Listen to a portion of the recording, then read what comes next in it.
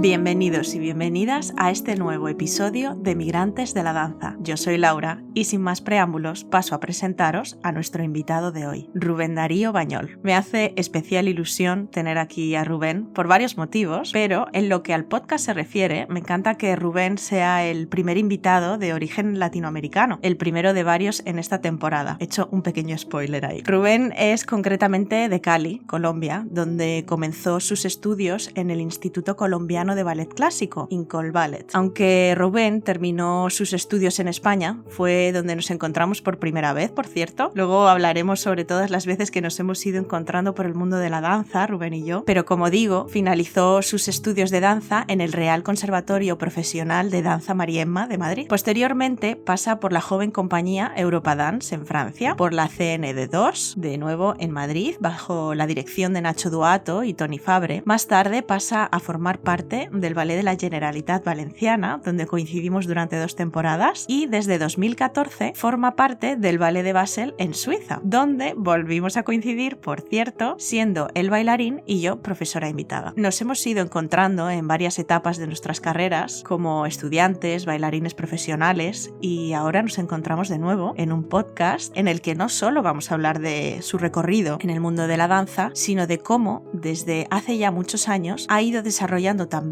una carrera como videógrafo, editor, cámara, creador. Ahora hablaremos en detalle sobre esta faceta maravillosa de Rubén, en la que hasta la propia Isabel Coixet ha halagado su trabajo. Bienvenido, Rubén, migrante de la danza de pleno derecho. Hola Laura, primero que todo agradecerte por la invitación al podcast. La verdad que me confieso fiel seguidor desde el primer episodio con Javier Rodríguez. Te felicito por esta iniciativa, la verdad que has tocado siempre temas con tus invitados que me han llevado a mí mismo a hacerme las preguntas y a reflexionar sobre lo que pienso en todos estos temas que son pues muy importantes para el panorama dancístico español, así que es una idea muy constructiva y nada, sigue adelante, te felicito. Muchas gracias, Rubén. Vamos a empezar hablando de esta faceta tuya en el mundo audiovisual en la que conectas también con la danza. Recuerdo en Valencia cuando te compraste aquella cámara con la que hiciste muy buenos vídeos para el Ballet de la Generalitat Valenciana y para proyectos independientes tuyos propios. Como ya digo, siempre relacionando los dos mundos, ¿no? De la danza y lo visual, con el movimiento, etc. ¿Cómo surgió esa inquietud en ti que te ha llevado a trabajar en proyectos artísticos de gran envergadura, como por ejemplo para el Teatro de Basel, el Kunstmuseum Basel, la Fundación Beyeler y hasta un proyecto dirigido por la propia Isabel Coixet, como ya he comentado en tu presentación? Bueno, mira, Laura, la verdad que me has traído un buen recuerdo. Me acuerdo cuando me compré esa cámara en Valencia, iba paseando por el centro de Valencia y pasé por la tienda de Sony y yo me enamoré a primera vista de esta cámara. Y sí, con ella hice mi primer como trabajo allí en el Ballet de la Generalitat, que era un vídeo para la presentación de los bailarines y creo que era tu primera temporada con nosotros también. Sí, efectivamente. Pues yo siempre he pensado que mi inquietud por el tema de lo audiovisual empezó allí en Valencia, o siempre pensé eso, pero el último par de años donde he estado como reflexionando más sobre mi futuro, sobre mi pasado, pues porque me encuentro en un proceso de transición entre bailarín y videógrafo,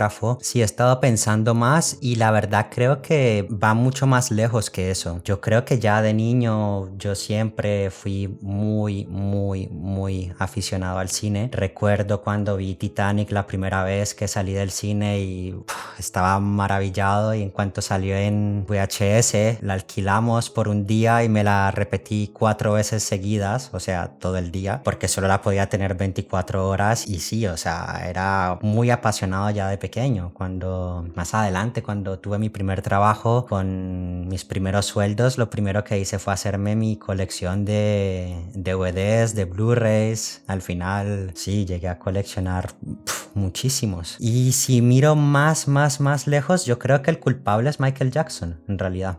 ¿Sabes? Estos videoclips que hacía siempre con este rollo cinematográfico, pero mezclando la danza, la música, danza, siempre esa manera de crear estas pequeñas historias en tan poco tiempo, pues me encantó. Y creo que mirando atrás, ese es como el inicio de mi vocación por el mundo del audiovisual mezclado con la danza. ¿Y cómo sueles enfocar la danza en tus proyectos audiovisuales? Porque están, bueno, como he dicho en tu presentación, están siempre rodeados de movimiento y de una calidad visual impresionante. Mira, la verdad que para serte sincero es algo que aún estoy como intentando descubrir. Ya como tú dices, llevo en esta aventura del vídeo más o menos unos 12 años y es un mundo pues tan grande y tan complejo que yo aún me siento un principiante, como intentando entender qué es lo que quiero decir y cómo lo quiero decir. Pero para decirte, pues creo que para mí lo más importante cuando grabo danza es intentar ser un bailarín más. Sabes, yo intento conectar con lo que sienten los bailarines en ese momento, intento sentir la música, intento moverme en armonía con ellos, pues para no obstaculizar y para no molestar en su actuación, ¿no? Mientras tanto, intento como traducir estas sensaciones que yo tengo mientras grabo, las intento traducir en los cánones establecidos de movimiento de cámara, ¿sabes? Si un bailarín está pasando un momento de fragilidad, de tristeza mientras baila en su rol, pues yo me permito mover la cámara lo más humanamente posible. O sea, si me tiemblan las manos, pues bienvenido sea ese temblor, que en otra situación este temblor sería totalmente un error y no se podría poner en el vídeo, pero cuando está justificado, pues viene muy bien para que la gente conecte con eso. La otra cosa que para mí es súper importante es estar lo más cerca posible del bailarín. O sea, soy como súper invasivo. A mucha gente le puede molestar, pero yo creo que realmente allí es donde está la magia. ¿Sabes? No me gusta usar zooms, me gusta estar realmente en medio de los bailarines y moverme con ellos, y sí, eso es lo que más me gusta. De hecho, una vez una niña que estaba grabando a la escuela de Basilea y una niña me pateó la cámara porque, ¿sabes? No fue su culpa, fue mi culpa de estar tan cerca, pero yo creo que allí es cuando coges los momentos especiales. Rubén, permíteme que te demos la enhorabuena por ese premio del jurado que acabas de recibir en el Filmarte Film Fest, y cuéntanos un poco cómo se presenta esta oportunidad y qué trabajo audiovisual en concreto es con el que has recibido el premio.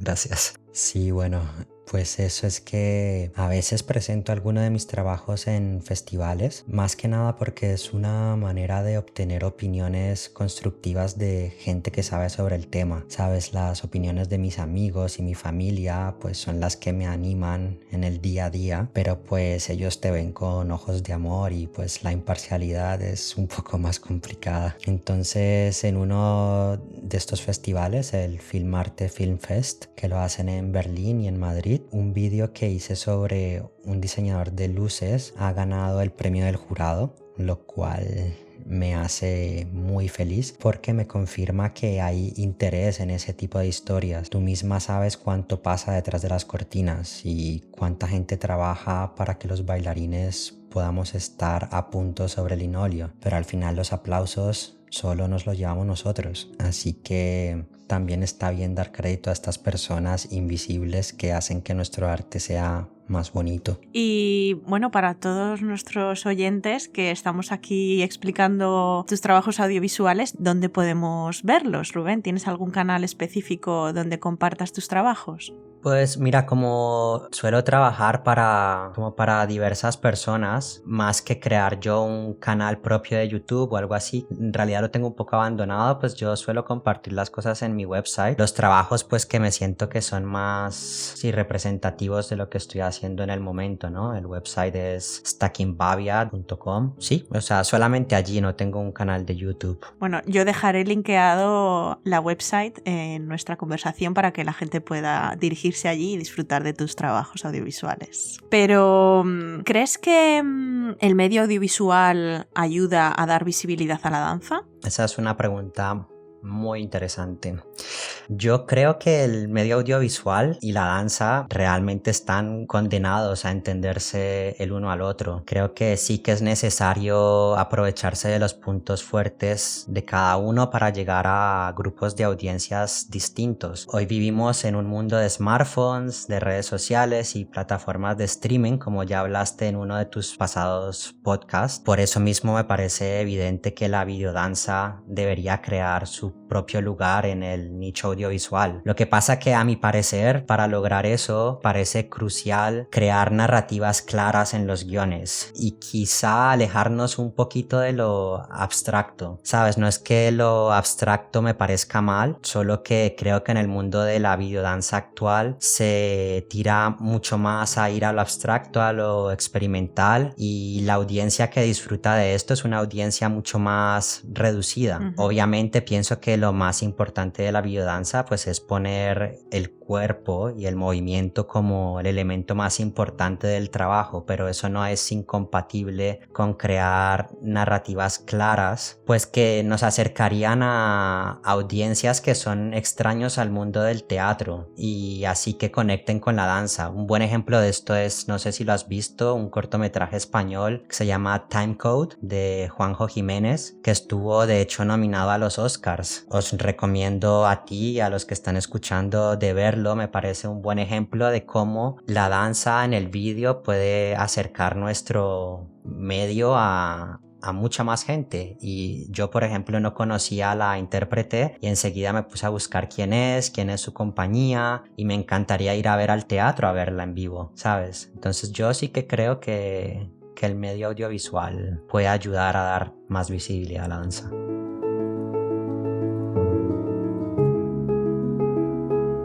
Hablemos un poco sobre tus orígenes en el mundo de la danza en Colombia. Cuéntanos, Rubén, ¿cómo comenzó tu relación con la danza? Pues yo vengo de Cali. Cali es una ciudad que respira música, que es danza, o sea, los caleños son súper orgullosos de tener como el baile en la sangre, sobre todo la salsa, pero pues también el folclore y pues en mi caso el ballet. Yo empecé a bailar por iniciativa de mis padres. Mi historia no es la del niño que soñaba con hacer ballet y lo logró, no es esa. La mía es más, pues, la historia del niño que se encontró con la danza, con el ballet, no sabía lo que era y poco a poco se llegó a enamorar de ella profundamente. Eso sí, hoy en día soy un enamorado de la danza y soy orgulloso de ello, pero fue un poco accidental, no fue vocación innata en mí, yo creo. Bueno, tú cruzaste el océano para terminar tus estudios de danza en España. Ya no hablamos solamente de un cambio de país, sino un cambio de continente en el que, bueno, el idioma sí que es el mismo, pero tú eras muy jovencito también y dejabas muchas cosas atrás al dar este gran paso. Mi transición de Colombia a España pues no fue tan difícil por el hecho de que creo que culturalmente pues los colombianos a los españoles somos mucho más cercanos que, por decir, como te digo, si me hubiera ido a Suecia creo que hubiera tenido un cambio muy drástico. También yo tuve la suerte de que yo me mudé con mi familia, ¿sabes? Con mis padres, con mi hermana, entonces tampoco fue un cambio tan drástico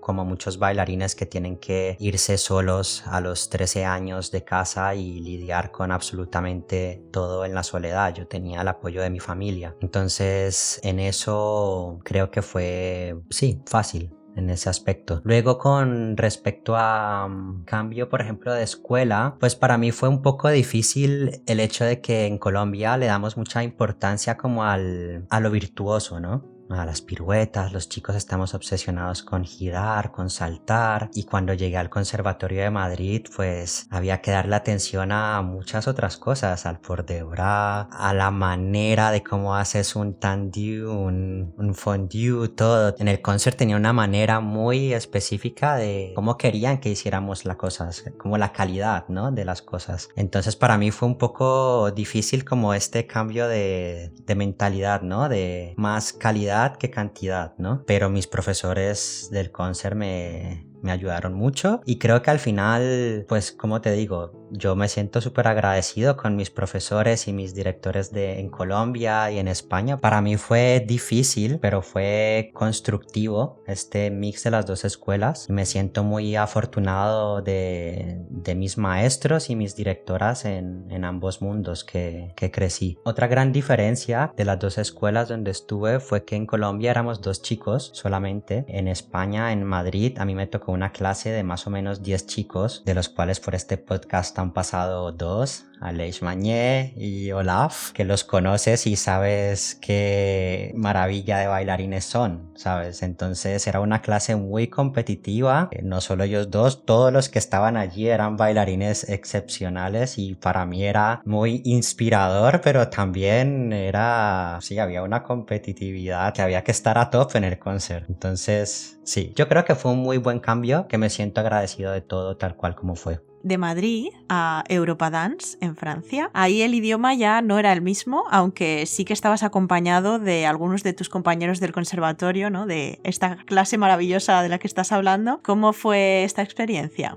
Mira, con lo del idioma, para conectarlo también con el amor por el vídeo. Yo no sabía ni una palabra de inglés cuando fui a Europa Dance, ni una. Pues mi manera de lograr comunicarme con la gente fue, yo me sabía de memoria Moulin Rouge, de memoria en versión original y en español, de haberla visto tantas veces. Entonces yo, si quería hablar con alguien, pues intentaba recordar cómo se dice montaña. The hills are alive. Pues the hills. Y entonces intentaba comunicarme usando pequeñas cosas que me acordaba de la película. Y bueno, fuera de eso, que es más bien gracioso, pues a mí Europa Dance me cambió la vida. Antes de Europa Dance, mi sueño era ir al American Ballet, ¿sabes? Después de Europa Dance, mi sueño era ser un bailarín de Batsheva, ¿sabes? Un cambio bastante grande.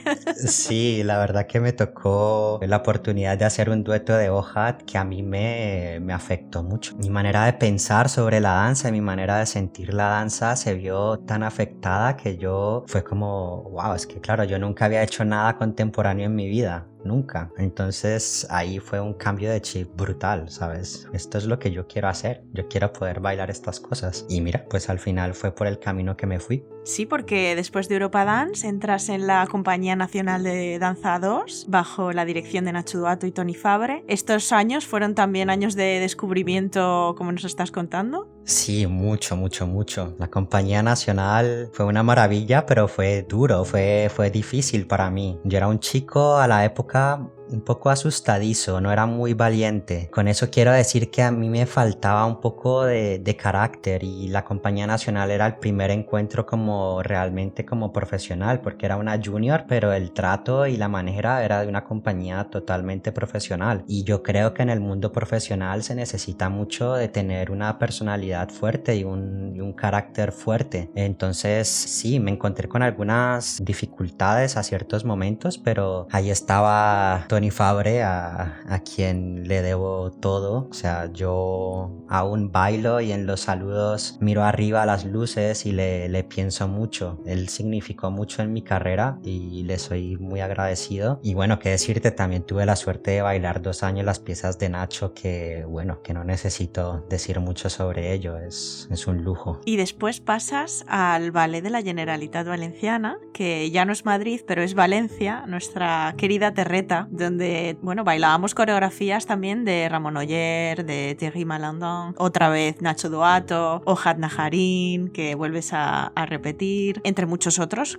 por supuesto, pero te marchas en busca de nuevas experiencias a Suiza después, que es donde te encuentras bailando ahora, en el Ballet de Basel, donde llevas ya 8 años. ¿Qué repertorio tenéis a la vista para esta temporada en la compañía, por ejemplo? Pues esta temporada estamos preparando varios programas, entre ellos pues se encuentran nombres como Ekman, Foniadakis, los hermanos Van Opstel. Ahora mismo está haciendo una creación la española Irache Ansa, está haciendo una creación para la compañía, y bueno, también estamos bailando en este momento la pieza Gran Finale de Hofesh Schechter, que bueno, para mí es una auténtica masterpiece y es un regalo enorme para el bailarín. Entonces sí, también obviamente hacemos repertorio de nuestro director. Es una temporada muy buena, la verdad. Y bueno, déjame hoy que te tengo aquí y sé que dentro de tus posibilidades y la distancia sigues en contacto con el mundo de la danza en Colombia. ¿Cómo se vive allí la danza en este momento? Mira, justo estuve hace un par de meses bailando en un festival, el Festival Internacional de Ballet en Cali, que fue un evento muy bonito porque era un evento al aire libre, de entrada gratuita, porque está pensado para que el ballet sea accesible a todo el mundo y no solo a quien puede pagar la entrada del teatro, sabes, que sobre todo en países como Colombia pues es muy importante. Esto pues solo es posible al empuje de la directora del festival, que es Gloria Castro. Que los que no la conocen, ella es nuestra Alicia Alonso. Ella fue la que creó la escuela de ballet por primera vez en Colombia, fue la que creó la primera compañía nacional en Colombia y básicamente es la responsable de que muchos bailarines o muchos niños de bajos recursos hayamos podido entrar a estudiar y a tener un prospecto de vida diferente, ¿no? A través de la danza. Y entonces al estar allí pude ver que, a ver, la gente es muy cariñosa y demuestra mucho afecto a los bailarines, pero la realidad es que la danza, llevarla a cabo en Colombia es muy difícil. Imagina si en España es difícil, si comparamos con países, no sé, como Alemania, que tienen una compañía estatal en cada ciudad básicamente, pues en Colombia es mucho más difícil, pero bueno, hay mucha gente que lucha, hay muchos bailarines talentosos, así que digamos que la danza vive o más bien sobrevive. Y Rubén, un consejo para los jóvenes bailarines que están ahora en búsqueda de trabajo, en ese periodo de audiciones tan complejas. No sé si tienes algo que te hubiera gustado que te dijeran a ti en ese momento. Creo que ya alguien lo mencionó antes en el podcast, pero con respecto a las audiciones, lo más importante es, al menos para mí, es aceptar que el no es una posibilidad y que es parte del viaje. Y que cuando te dicen no, normalmente no es algo personal, que uno no debe dudar de su trabajo, simplemente significa que ese lugar no es para ti y que debes pues perseverar en encontrar el lugar apropiado. A veces desesperamos porque hacemos una y otra y no funciona, siempre te quedas en la última ronda, que suele pasar bastante, y en realidad no significa nada más que no eres lo que buscan, no significa que eres malo, que eres bueno. Para darte un ejemplo, cuando me cogieron en Ballet Basel, esa era mi audición número 12. Las 11 anteriores me dijeron que no. Hice audiciones en proyectos pequeños, incluso en algún crucero,